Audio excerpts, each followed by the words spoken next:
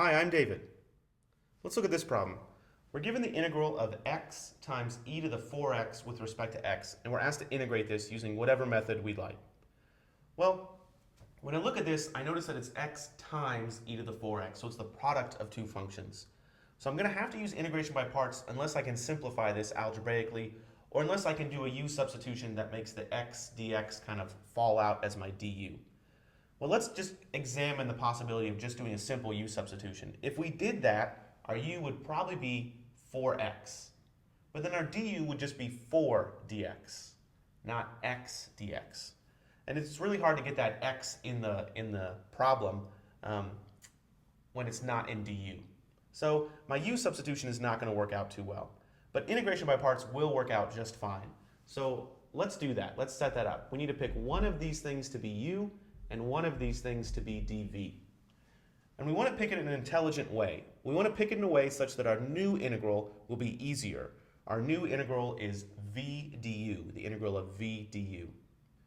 Well, it's going to have a du in it. So if I let u equal x, then du will just turn into dx.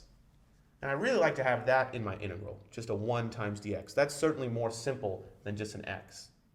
Well, let's see if this works out. If I let dv be e to the 4x dx, then v is the integral of this, e to the 4x dx.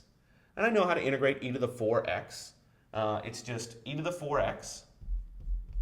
But then I need to deal with that constant of a 4. And how do I do that? I also divide by 4.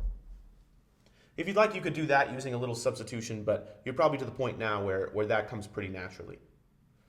Okay, so if I do that, then I can rewrite this using my formula for integration by parts as u times v.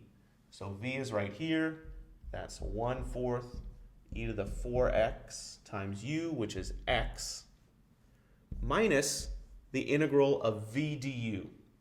Well, v is 1/4 e to the 4x, and du, like we said, was dx. So it works out nicely that we chose our u and our dv like we did.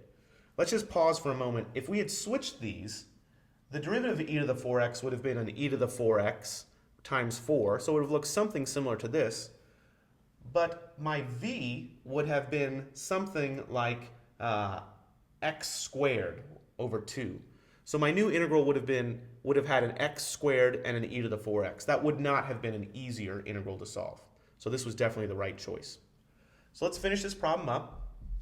Let's see, I have e to the 4x times x all over 4 minus 1/4, I can take that constant out. The integral of e to the 4x, well, we just did that.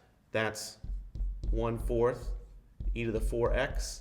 And now, since it's the indefinite integral, I include my arbitrary constant plus c. So let me just clean this up, and we'll have the correct answer. It's e to the 4x times x all over 4 minus, well, 1/4 times 1/4, that's a 16 in the denominator. So e to the 4x over 16 plus c. And this right here is my final answer. Thanks for watching.